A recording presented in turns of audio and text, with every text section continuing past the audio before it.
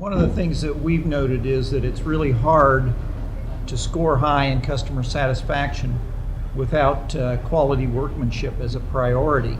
And I think we can say that Ruiz is certainly doing that, because 4 of the 5 top scores that you achieved really revolve around the quality workmanship. Number 1, time to correct walkthrough items, which is to me a staggering 24.88% points above the average score. Then number 3 was quality of workmanship, number 4 quality of walls, and number 5 clean and ready at closing. So you're obviously putting a high priority on workmanship, and I'm also under the impression that you have a high spec level in these houses, in terms of especially a high spec level for an entry level home. Well, I think those were the components that we scored above the industry average. I think to be able to win one of these awards, you have to hit all cylinders. Starts from the point of contact with the client, at the sales, finance, selections, construction. But yes, we do offer a product. When we opened up the company, we made a decision to differentiate ourselves from the production builders. Mm-hmm. Although we have a production mentality, we apply kind of to coin an old term, mass customization to each of our homes. So if somebody at one of our entry-level homes, could be an 800 square foot home, if they want a structural change, we take care of the structural change, and we address it at the time of the selection. So I think some of those things, taking the client firsthand and trying to achieve maybe not necessarily all the obvious things that have come out where we've differentiated ourselves from the pack because of the procedures that we follow.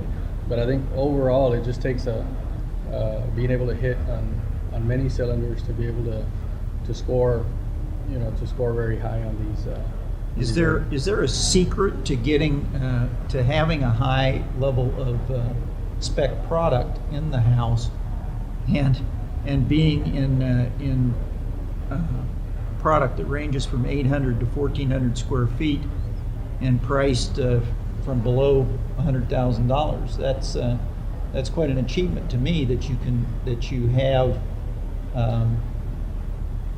for instance, the ceramic tile in the kitchens and baths, and this has to be impressive to buyers. To our consumer, yes.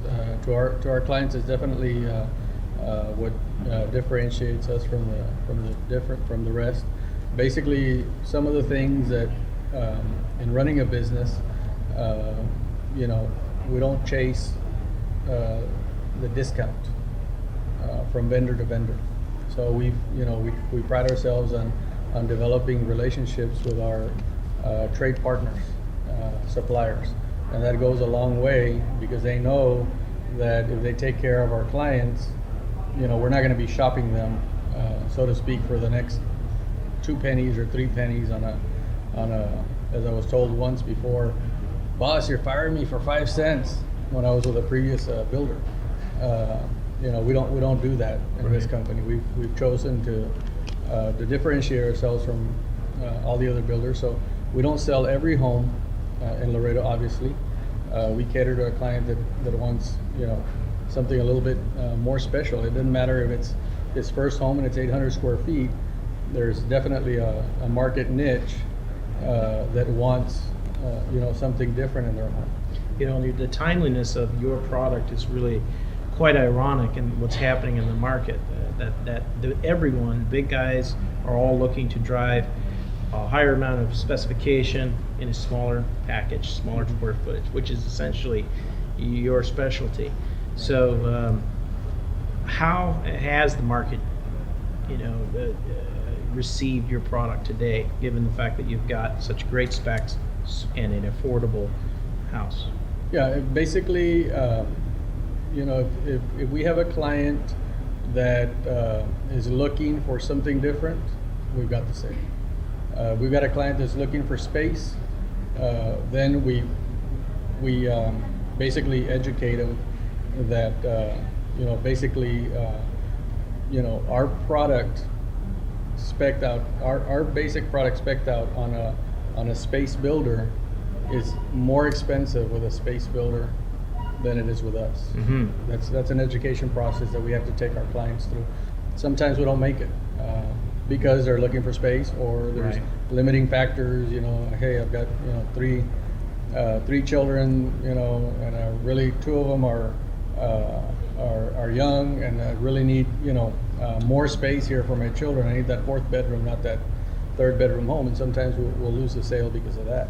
But really, it's an education process for our buyers to let them know that, you know, our product, if you take the competing builder and you add our specs, their price is higher than ours, and that's where, you know, we get a lot of our sales too. Great.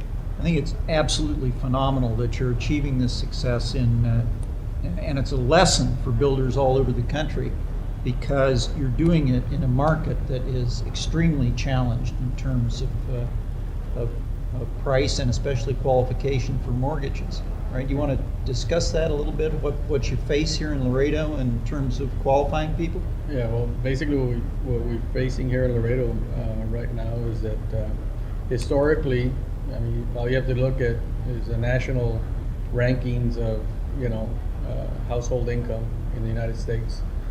And Laredo's always going to be ranking down at the, you know, the bottom. Laredo and the Valley always rank at the bottom in demographics as far as household income. So with the lower household income, there's obviously more challenges in meeting, you know, financial obligations. Therefore, credit scores, you know, suffer.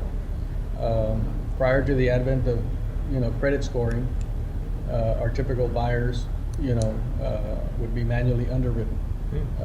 You know, so you have an underwriter on staff in the mortgage company. They look at their credit report. You know, they look at the history for the last 12 months. If there was some, you know, some collections in the previous 2 years, they'd ask them to pay them off, so that they establish a sincere desire to be a homeowner, and that usually got them through the process. What's happened to us today is not only have we gone back 20 years in the mortgage business, but for buyers in our platform, we've really crippled them, because if it doesn't meet the score, you know, there's no Their credit score, you mean? There's credit, yeah. You don't meet the credit score, I'm sorry. And the average credit score in Laredo is probably around the 580. So And where do they need to be today? 620. 620. 620. Yeah. So most buyers are, you know. So what we 40 said in cents the away. story is that these new rules have disqualified 80% of your prospects. That's correct. So you're obviously in a very challenging market situation, and yet you're continuing to make it, Yeah. which is a credit to you.